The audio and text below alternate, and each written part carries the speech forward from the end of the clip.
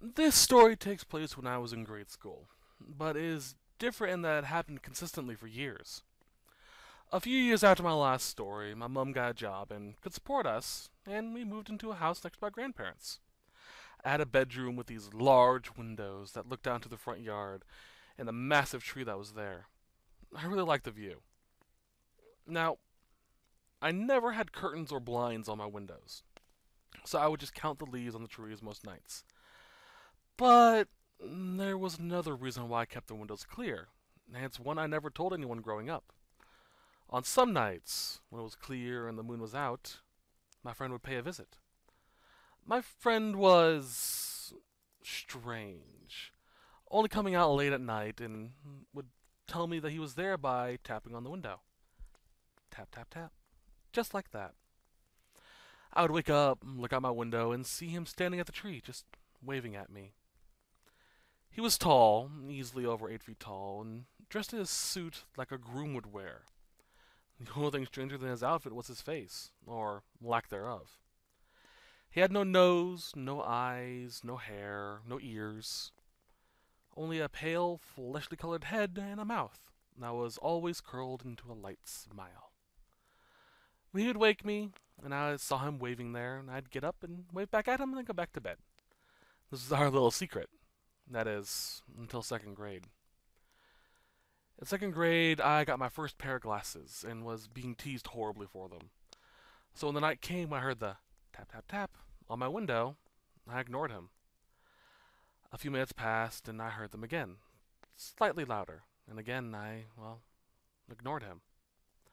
Another few minutes passed, and again, tap, tap, tap. Louder still, and again, I ignored him. Then I heard a loud banging on my window, like someone was trying to break in. I sat up and looked out the window, and there he was. My friend. He was at the window, and his normal, thin smile was a massive, toothy grin. His fist was balled and banging on the window, and I was terrified. And to this day, I have no idea what drove me to do this. I slowly pulled my hand out from underneath my blanket and just waved at him. His toothy grin turned into his normal smile, and he slid out of view. Now, for the rest of my time in that house, I never saw him. But that's not the last time I ever heard of him. Before I get into this analysis, I want to stress that this is not a Slender Man story. This happened long before the Something Awful forums that spawned Slender Man, back when dial-up was the only way to get online. So, now that's out of the way, on to my thoughts of the story. The only thing I can think of is that it was a series of dreams I had. I used to have pretty vivid dreams when I lived in that house.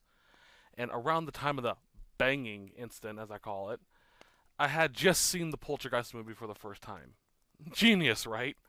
Let a second grader watch a horrifying movie with a tree that tries to eat a kid, all while he has a giant tree outside his bedroom window. Smart.